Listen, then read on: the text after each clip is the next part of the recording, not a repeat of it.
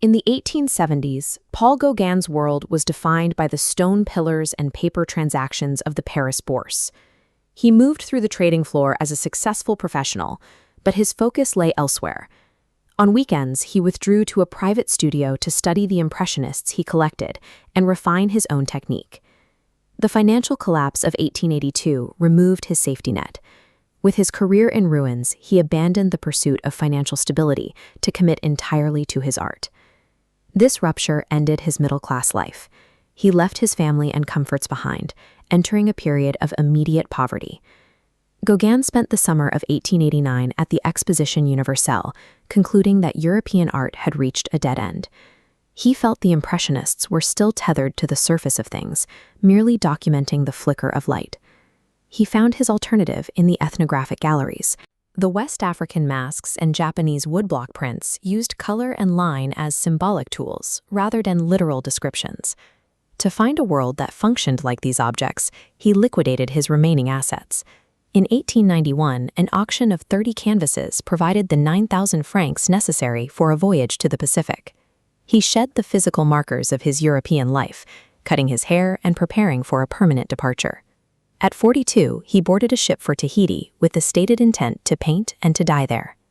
The Papeete Gauguin found in 1891 was a developed French colony. The market square, seen here, shows the organized, westernized structure that had already replaced the society he expected.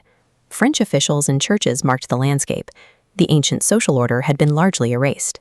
Missionary influence was visible in the conservative, high-collared dresses worn by the women, a direct imposition of European modesty on the indigenous population. He realized the Tahiti of his imagination had been changed by church and state long before his arrival.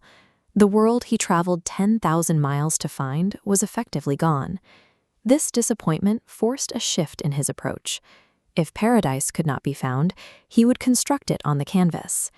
Gauguin moved to a rural hut on the edge of the island, working from memory and imagination rather than direct observation. He replaced natural greens with gold and reds, using color as a tool of expression rather than a record of the tropical landscape.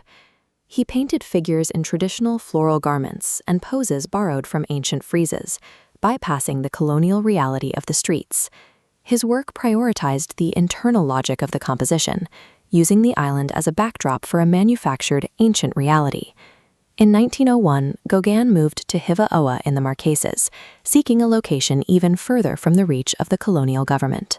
Suffering from syphilis and cardiac pain, he spent his last years in conflict with the local church, writing letters in defense of the indigenous population.